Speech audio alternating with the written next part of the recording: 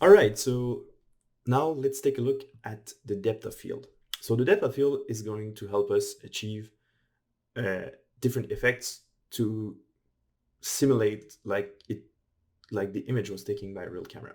So what we're going to play with is try to create this tilt shift effect. So a tilt shift effect, if you look on Google, is basically this idea where you have a plane that is completely sharp and the rest in front and in the back is completely blurry. So this is basically to create an effect. It looks like the image that you're taking a picture of a very small element. So this gives you this kind of effect. There's a lot of course, a lot of tutorials on how to create this if you don't have a tilt shift lens, so on Photoshop. But right now we're going to try to achieve this effect, but in TouchDesigner. So to do this, we will need to play a lot with the compositing. So let's uncheck this one and place a simple null at the end. That's going to be our final image.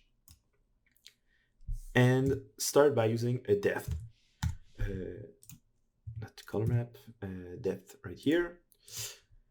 So a depth top needs in a render top with with within the target to create the depth map. So right here, I just drop there, and as you can see, there's some values of white and gray that represent the depth value of the image.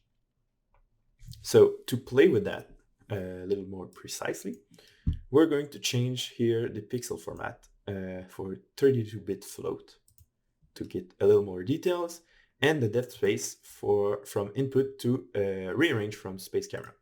So there you can change the values, as you can see, of what is considered as far and near.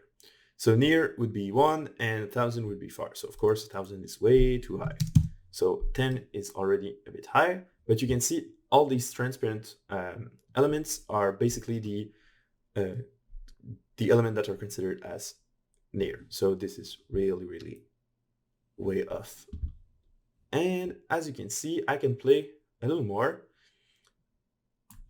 And this is kind of neat because you have this gradient effect in the back. So if I play with it and exaggerate it a little bit, you can see that the elements in front are considered as close, and you cannot even see everything in the back is completely considered as far. So how can we play with this element to create an effect of what's far and what's near us? Very easily is by using a luma blur.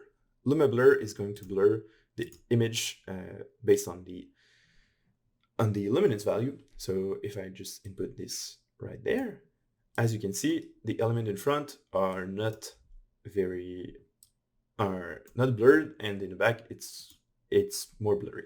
But if I exaggerate this effect a lot, you can see that it's a bit blurry there and it's extremely blurry in the back. Let's just play with these value a little bit, and that's it. So as you can see, in the front it's sharp, and in the back it's completely blurry. So this works, but of course this would mean that our sharp plane is only in the front. To get a little more idea of the different planes, let's just change our camera a little bit again to, yeah, that's better. So as you can see, this is, I think, way better. So okay, so this is a better way to see it. So it's very sharp in the front and completely blurry in the back. Now let's see how we can change our plane so it's not completely blurry in the back, and sharp in the front, but also blurry in the front and in the back, and sharp more in the middle of the image to create this kind of tilt shift effect. So to do this, we will click right here with the wheel button and use a level element, and we're going to invert our image. So of course, if I place it right there, you will get the opposite effect. But what we need to do right now is basically composite the images to create to add the two effects and create this kind of center effect instead where in the middle it's going to be black in our image. So to do this, we will use a composite,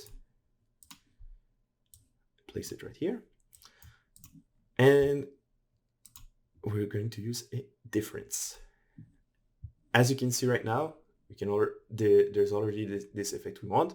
You can of course change these values. If I play with the gamma, you can see that the images of course will move.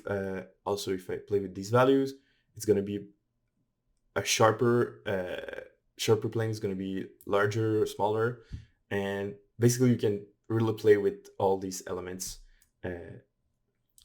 inside the depth right here.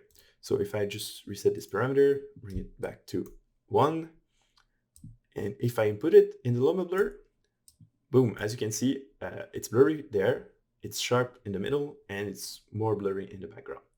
So that's it. This is the basic effect that we're going to achieve in our project, and this is what we're going to do in the next video.